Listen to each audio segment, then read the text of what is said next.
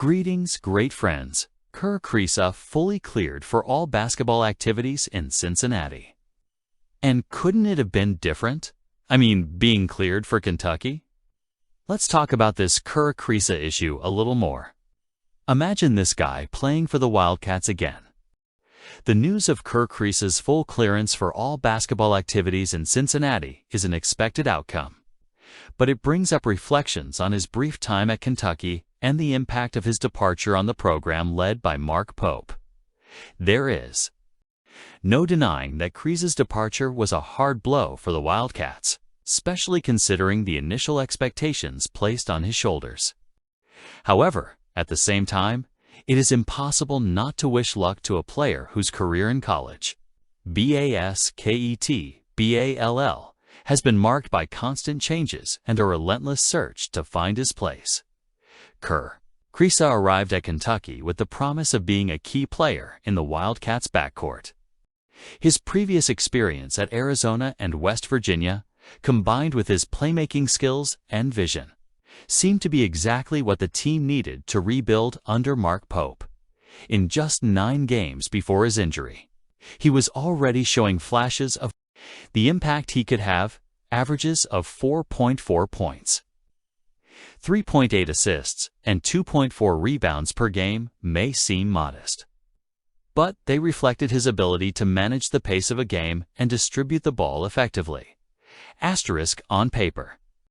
Kriisa was the type of player who could help shape the identity of a team in transition, someone with a high basketball IQ, an infectious personality, and a competitive mindset that rarely fails.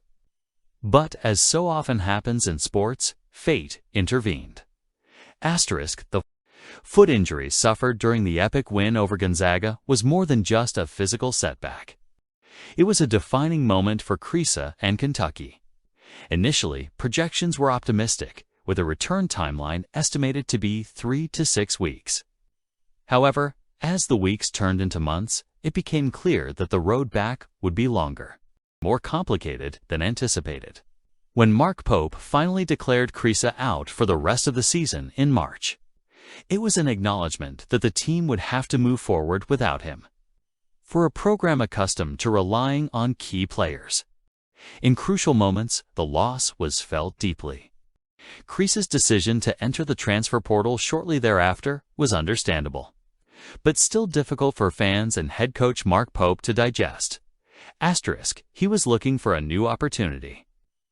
A chance to start over in an environment where he could finish his college career with stability and purpose. And for him, that place ended up being Cincinnati.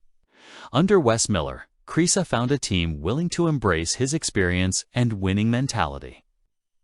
We've played against Kerr a number of times over the last few years and know firsthand how much of an impact he has on winning, Miller said, noting the value the point guard will bring to the Wildcats. The timing of this move, however, is ironic. At 24, turning 25 in January, Kriisa is at a unique point in his career. Experienced enough to be a leader on the team, but also aware that this will likely be his final season of college basketball eligibility. The fact that he will face both West Virginia and Arizona in the Big 12 next season adds an extra layer of symbolism to his return to the court. These are matchups that represent not just opponents, but important chapters in his journey so far. And while Kentucky isn't on the regular schedule, it's impossible not to imagine a hypothetical scenario in which Cincinnati and the Wildcats meet in the NCAA tournament. It would be an emotional matchup, a full circle for Kriisa and an opportunity to showcase how far he's come since his departure. For Mark Pope, was a lesson in the importance of adapting to circumstances and finding creative solutions when key players are unavailable. For fans, it was a sad farewell to a player who could have been a central piece in rebuilding the program. But most of all, it was an opportunity to celebrate Kriisa's resilience and his commitment to keep fighting, even in the face of adversity. Good luck, Kerr.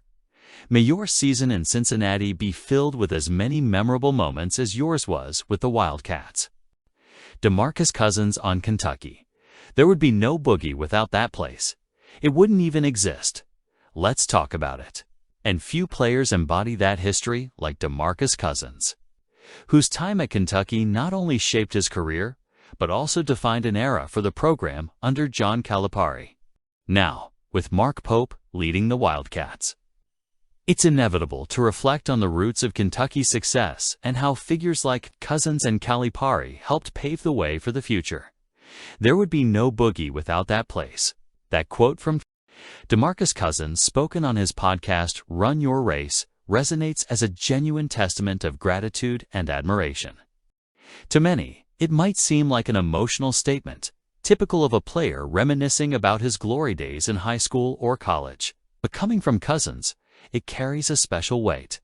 He's not just talking about athletic achievements. He's acknowledging that Kentucky basketball was the starting point for everything he's become, both on and off the court.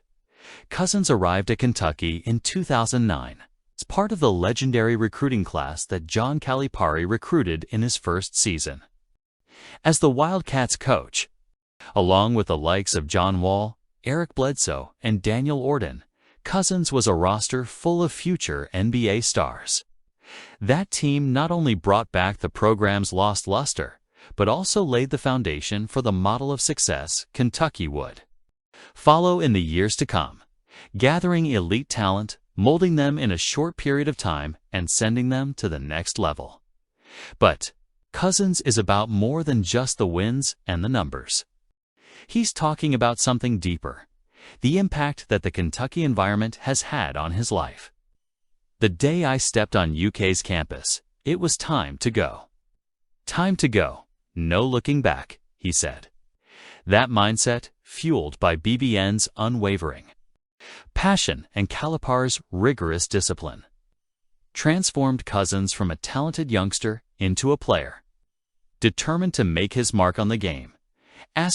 He describes that year as the best of his basketball career, regardless of the level. One of the most fun, most genuine moments. It was a group of guys who really cared and loved each other, Cousins said. They were more than just individual players. They were a cohesive unit, driven by a greater purpose. For Cousins, the impact of that team goes beyond their own accomplishments. He believes they set a standard that has reverberated through the generations that followed. We set a standard. That standard became Anthony Davis and that championship team. That standard became Karl Anthony Towns and the Pack in 2014-15, he said. In other words, Kentucky's success is not an isolated phenomenon. It is a continuum built on the foundations laid by that first Calipari group. That ethos includes values like sacrifice, teamwork, and humility, principles Calipari has instilled in his players since the beginning. Cousins openly acknowledges this. He taught me how to be a professional. He taught me how to sacrifice and continue to play the right way. These lessons have been crucial for Cousins, who has faced significant challenges throughout his NBA career, from serious injuries to external criticism. What he learned at Kentucky has helped him overcome those obstacles and remain relevant. In the professional arena, when it comes to Kentucky, it's impossible to avoid comparing the program's past glory days. Cousins, naturally, has a strong opinion on this. When asked about the legendary 2014-15 team led by Karl Anthony Towns, Uli Colistein, and Devin Booker, he doesn't hesitate to acknowledge its extraordinary talent. Do I think that 2014-15 team has more talent? Of course I do. That might be the most talented college team ever, he said.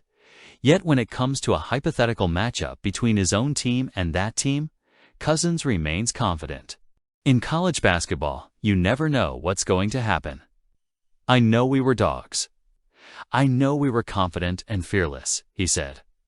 That combination of confidence and competitive spirit defines the Kentucky program. Whether it's the 2009-10 team, the 2014-15 team, or any other group that's donned the blue and white uniform. While Cousins has been publicly critical of Arkansas since Calipari's departure, his loyalty to the program and the coach who launched him to stardom is clear. It's impossible not to see Pope's great work now. Let's move on, because the job is great.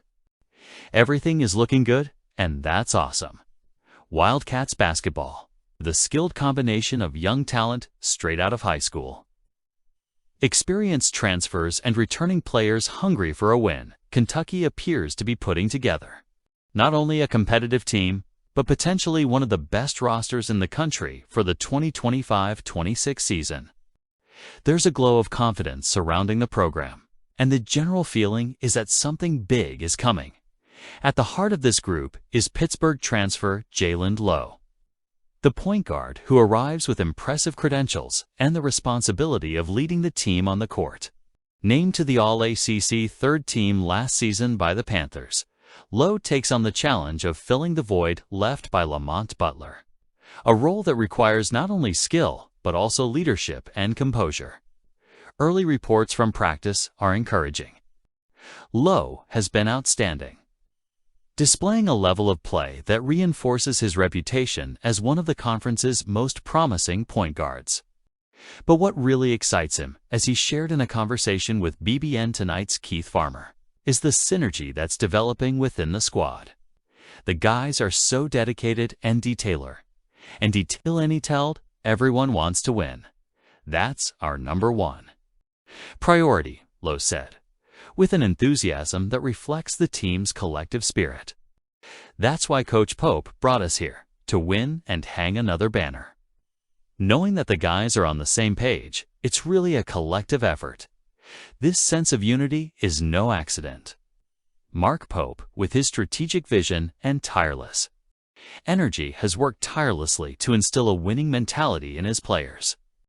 The redesigned training facility, now adorned with banners that read the job, a clear reference to the program's goal of winning the 9th national title, serves as a daily reminder of what's at stake.